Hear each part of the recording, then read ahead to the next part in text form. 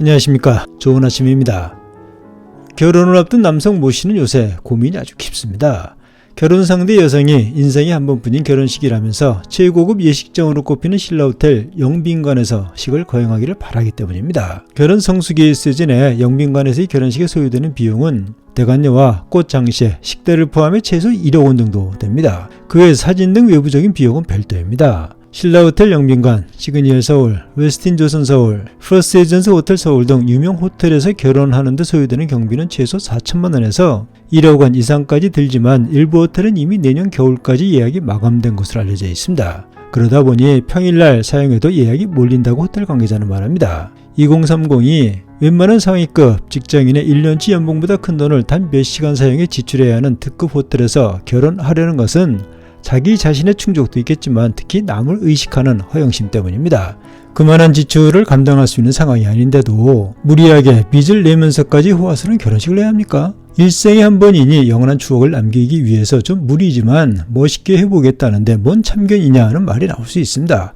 그런데 제가 꼭 이런 호화스러운 결혼식만을 짚어서 말씀드리려고 하는 게 아니라 우리 사회에 넓게 퍼져있는 과소비, 허영심, 사치에 대해 경각심을 갖자는 취지에서 말씀드리는 것이니 이해해 주시기를 부탁드립니다. 일생에 한 번이라고 하지만 지금 한국의 이혼율은 세계 최고 아닙니까? 모 결혼정보회사가 지난달 미혼 남녀 500명을 대상으로 한 설문조사 결과를 보면 64%가 호텔에서의 결혼식을 가장 원하는 장소로 꼽았습니다. 호텔에서의 결혼식이니 이왕이면 모두 최상급 호텔을 지칭하는 것일 겁니다. 식장 대관료만 보통 1,000만원대, 음식은 1인당 평균 20만원대에 주류는 별도고 거기에 최소 인원이 보통 150명에서 250명 이상이어야 합니다. 최소 인원을 채우지 못해도 돈은 내야 하기 때문에 음식 비용만 최소 3,500만원 이상이란 얘기입니다. 거기에다 이들 호텔의 경우 부케 및 장식용 꽃과 무대, 장식 등에 소요되는 비용만 3천만원이 넘습니다. 내년에 시그니엘에서 결혼식을 거행할 예정인 20대 여성은 시그니엘 결혼식이 인생 목표였다고 하면서 신랑을 졸라 대출을 받았다고 했습니다. 인생 목표를 호화스러운 결혼식에 걸었을 정도로 한국 사회는 허영심과 사치에 빠져 있습니다. 빚을 내서 샤넬백을 구입해야겠다는 것과 같은 거 아니겠습니까? 없는 형편에 빚내어 결혼식하면서 주목받고 신데렐라 기분을 만끽한다고 하지만 그날 단 몇 시간에 불과합니다. 빚으로 호화 결혼식하면서 우쭐댈 수 있었겠지만 결혼식 끝나고 빚을 갚아갈 때 어떤 마음이 들겠습니까? 고급 호텔에서 한다면 그렇다면 음식도 고급으로 하고 드레스도 명품, 답례품 등 뭐든지 최상품을 하지 않겠습니까? 호텔에서 요구하는 결혼식 당일 비용뿐만 아니라 고급 외제 촬영 렌트비, 고가 사진 촬영, 신혼여행 등 추가로 소요되는 비용 등을 합하면 아마 꽤나 나올 겁니다. 가까운 사이지만 럭셔리한 결혼식에 소위 없어 보이는 친구나 지인들이나 친인척, 노인들은 아예 초청 대상에서 제외하기도 합니다.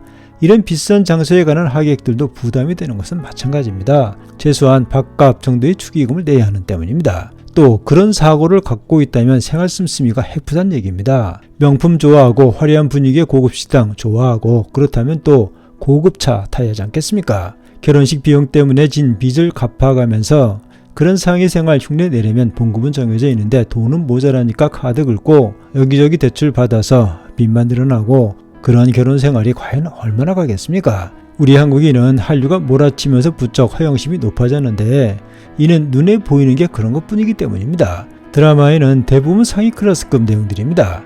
고급 차량에 고급 레스토랑, 명품으로 치장하고 불륜도 보통인 그런 드라마를 시청하는 청소년층부터 중년들의 경우 어떤 생각을 하게 되겠습니까? 인기 있는 한류 덕에 연예인들 출연료는 회당 보통 몇억 원이고 이정재 같은 탑스타들은 회당 10억 원이 넘는다고 알려져 있습니다. 그런 뉴스에 연예인이 되려고 하고 아이돌에 등극하려고 인생을 겁니다.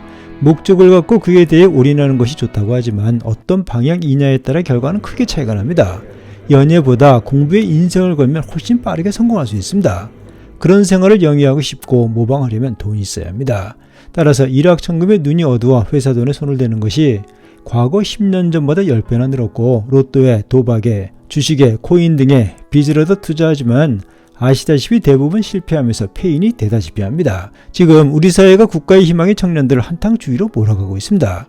그들이 눈에 보이는 것은 들리는 것은 모두 잘 사는 사람들의 생활상, 화려한 세상, 돈만이 최고인 세상, 남에게 주목받기 위해 멋있게 입어야 하고 좋은 차를 굴려야 하고 백화점의 청년 VIP가 되어야 하고 아이돌이 되어 환호를 받아야 하는 그런 세상에 살고 있는 겁니다.